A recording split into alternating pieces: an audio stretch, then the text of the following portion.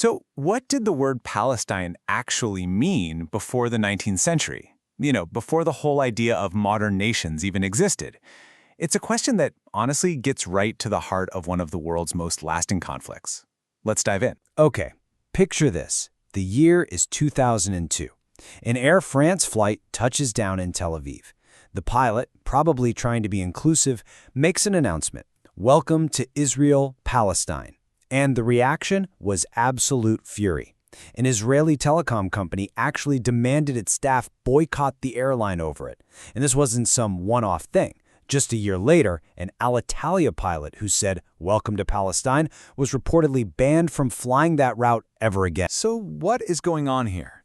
I mean, how can a simple name, a geographical term, spark such an intense, immediate reaction? Well, to figure this out, we can't just look at today's headlines.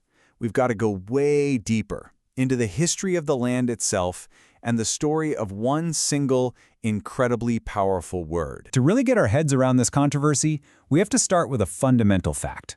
For centuries, this little patch of land has been known by two very different names, with two very different meanings. All right, so here's the fundamental difference. On one side, you've got Eretz Israel, which means the land of Israel. This is a deeply religious, ancestral idea from Jewish scripture, the Promised Land.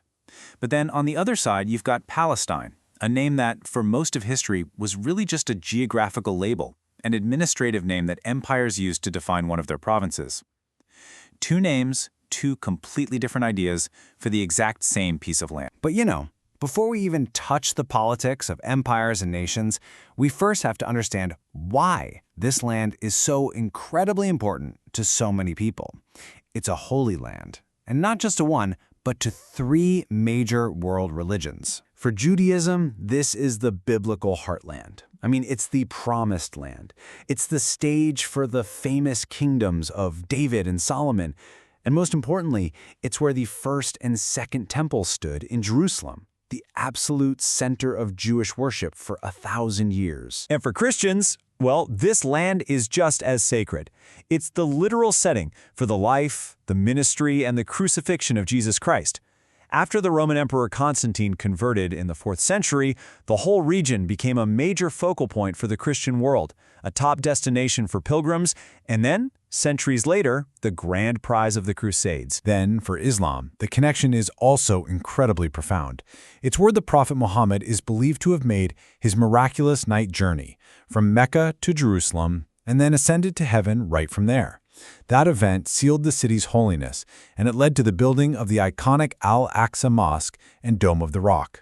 Because of this, many Muslims came to see the land as a kind of sacred trust, a waqf, something that shouldn't ever be sold. So here's the really crucial point in all this.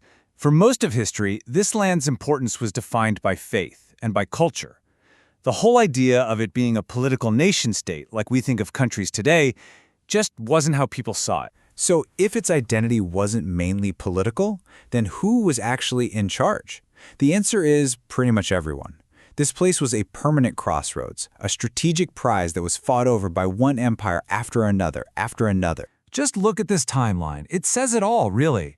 After the early Israelite kingdoms, check out the list of rulers. Assyrians, Babylonians, Persians, Greeks, Romans, Byzantines, and a whole bunch of Islamic caliphates. The land was almost never independent. It was a province that just kept changing hands between the great powers of the day. Okay, so that brings us right back to our central mystery.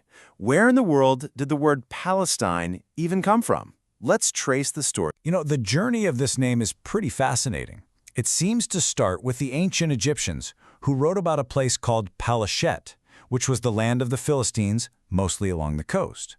Then, the ancient Greeks, like the famous historian Herodotus, they picked up this name and started using Palestine to talk about a much bigger area.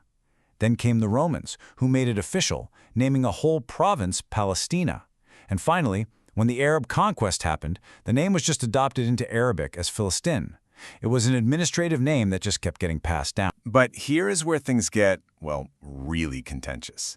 See, before this big change, the Roman province was called Judea. So why the switch? Why did they officially rename it Syria Palestina in the year 135? This one specific question is right at the heart of the modern argument. Okay, so one major perspective, and you'll hear this a lot, especially in Jewish historical tradition, is that this was an act of punishment.